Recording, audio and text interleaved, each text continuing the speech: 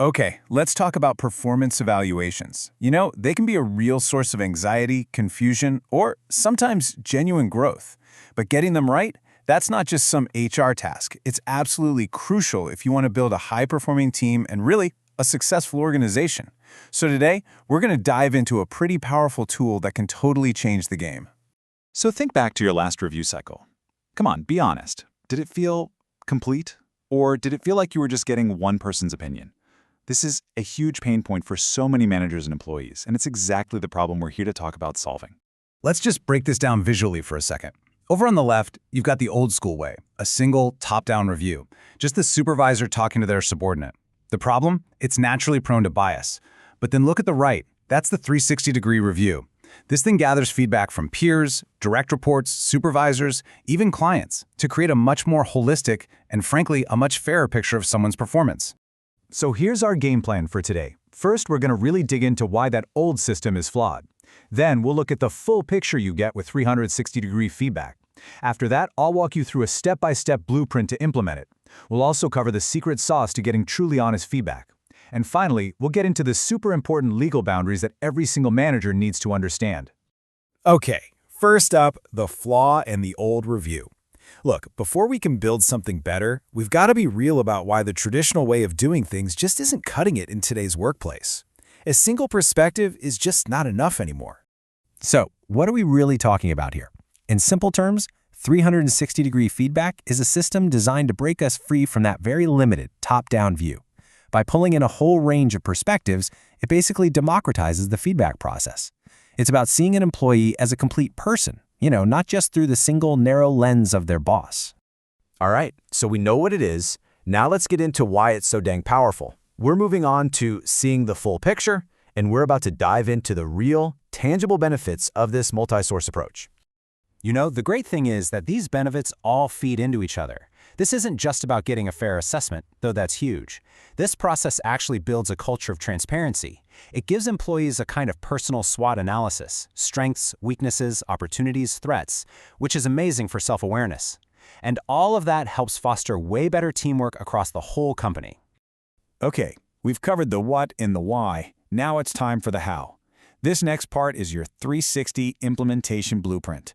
Think of it as a clear, step-by-step guide to take this from just an idea to a reality in your organization. As you can see, this is a pretty logical and manageable process. First things first, you got to define your objective. Is this tool for development or for formal evaluation, or maybe both? Then you build a framework around your company's core values. You select your raters, and then, and this part is key, you have to communicate the purpose clearly to everybody. Finally, you analyze all that data, and most importantly, you actually act on what you've learned. Now, a quick but super important point on technology. The tool you use really matters. Yeah, it needs to be user-friendly, but above all else, it absolutely must guarantee anonymity. This is completely non-negotiable if you want to get honest feedback, which is why stable, experienced platforms are usually your best bet.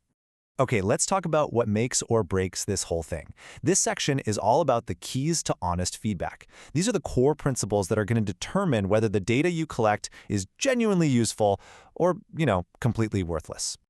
I really can't say this enough. If you take one thing away from this, let it be this. The single most important element is anonymity. It is the absolute, unquestionable foundation of a successful 360-degree feedback system. Without it, people get guarded, their responses are unhelpful, or they're just overly positive. It just doesn't work.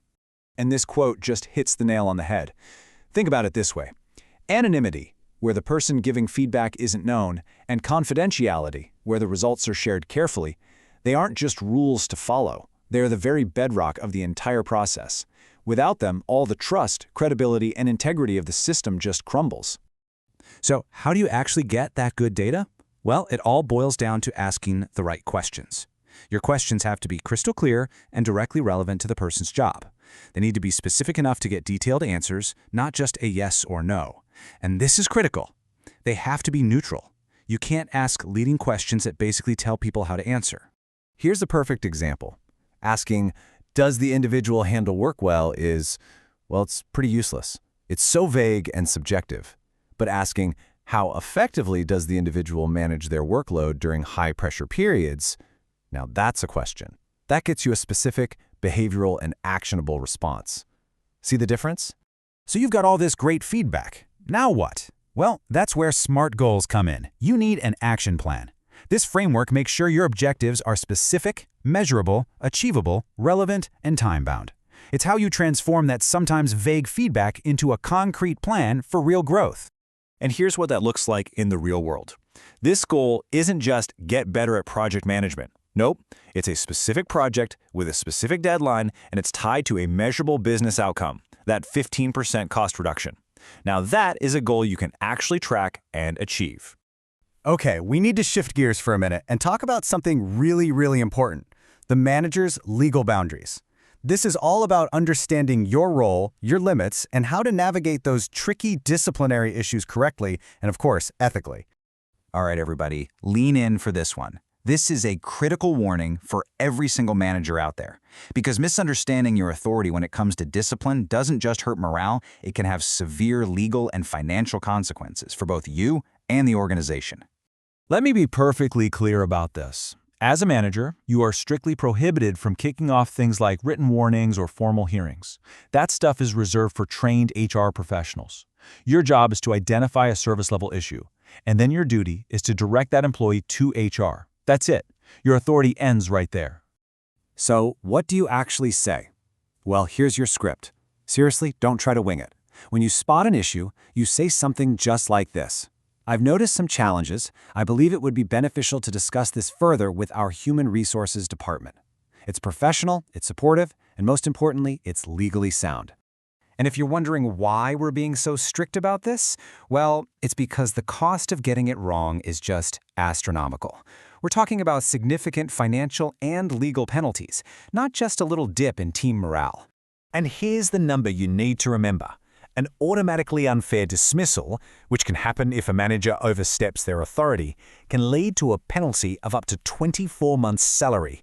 That is a massive and completely avoidable risk.